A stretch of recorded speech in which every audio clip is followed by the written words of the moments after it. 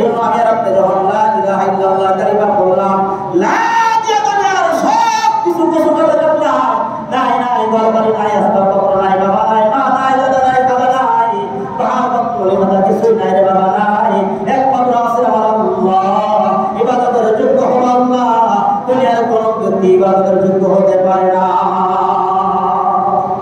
লা ইলাহা ইল্লাল্লাহ মুহাম্মাদুর রাসূলুল্লাহ সাল্লাল্লাহু আলাইহি ওয়াসাল্লাম। এটা হলো ঈমানের প্রথম শাখা, ঈমানের প্রথম ধাপ। কালিমা বললাম না, কালিমা বিশ্বাস করলাম না, আর যত যা কিছু সব করলাম, তাহলে আমার ঈমান না থাকার উপরে সমস্ত আমল বরবাদ, সমস্ত আমল হয়ে যাবে, বরবাদ হয়ে যাবে, কোনো কাজে আসবে না।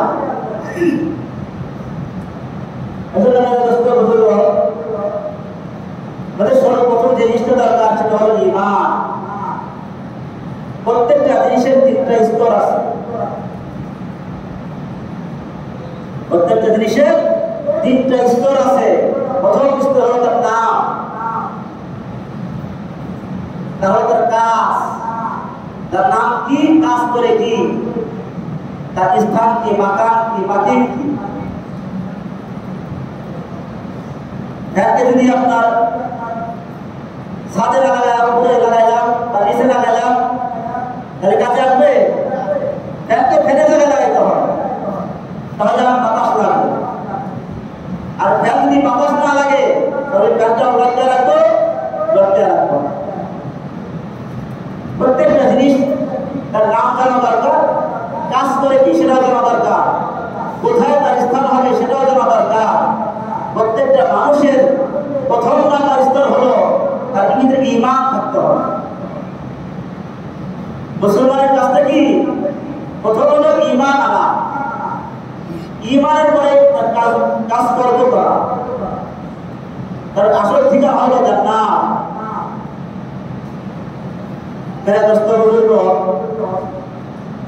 আমরা যে কালিমা করে বানালাম, লা ইলাহা ইল্লাল্লাহ মুহাম্মাদুর রাসূলুল্লাহ, লাইক তরবারি, তলোয়ার, এই তলোয়ার দিয়ে সব না করে দিলাম, না নাই নাই নাই কিছুই নাই। লা ইলাহা ইল্লাল্লাহ লাইক তরবার, আর এটা হলো লাইন অফ জিন্স, লাজা সব না করে দিলাম, কিছুই নাই, কিছুই নাই, পাহাড় নাই, পর্বত নাই, গাছপালা নাই, কিছুই নাই, তার মানে কিছুই মাবুদ হওয়ার যোগ্য নাই, কোনো কিছু মাবুদ হতে পারে না ইল্লাল্লাহ, বলে একমাত্র আল্লাহ মাবুদ হওয়ার যোগ্য কে? লা দিয়া তরবার দিয়া দুনিয়ার সব কিছু কসুকালা করে দিলাম, সব গায়রুল্লাহ, একমাত্র আল্লাহ হলেন আল্লাহ। তিনি হলেন গোটা পৃথিবীর প্রভু, তিনি হলেন গোটা পৃথিবীর লালন পালনকারী, যাকে বলা হয় রব্বুল আলামিন। লা এটা প্রাণ দিয়ে বলতে হবে। একটা লাগে তাকিদ, আরবিতে হলো লামতে প্রকার, গায়রুল জিন্স, একটা লাগে তাকিদ। লা লা লা লা, যে প্রাণ না দিয়ে বলি লা ইলাহা ইল্লাল্লাহ, তার অর্থ কি আল্লাহ ছাড়া আরো আল্লাহ আছে? আর লা ইলাহা ইল্লাল্লাহ মানে আল্লাহ ছাড়া কোনো আল্লাহ, জবান খুলে বলেন আল্লাহ ছাড়া কোনো আল্লাহ আছে না। এজন্য আপনারা যখন কালিমা করব, কালিমা করতে গিয়ে আমাদের সেই কালিমাটা প্রাণ দিয়ে বলতে হবে। কালিমা আমাদের অনেকে সহি না, ঝড় বৃষ্টি যখন তারাকে আমরা দেখছি, ঝড় বৃষ্টি শুরু হয়ে যায়, মা বোনদের তাসবিহ করা শুরু করে দেয়, লা ইলাহা ইল্লাল্লাহ কালিমা করা শুরু করে দেয়, এতে কোনো টানাতন নাই, তারা থাকেনি, কোনো টান থাকে না। কিন্তু লা ইলাহা ইল্লাল্লাহ, এই লা বলার সময় লা ইলাহা ইল্লাল্লাহ লাটা টান দিয়ে বলতে হবে, তাহলে আমার ঈমান মজবুত হইল। লা ইলাহা ইল্লাল্লাহ লা ইলাহা ইল্লাল্লাহ বলে তাহলে বোঝা যাবে কি আল্লাহ ছাড়া আল্লাহ আছে।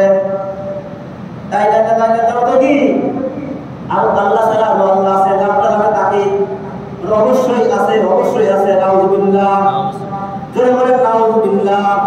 আল্লাহ ছাড়া আল্লাহ আছে নি? হে মুসলমান জবান খুলে বলেন আল্লাহ ছাড়া কোনো আল্লাহ আছে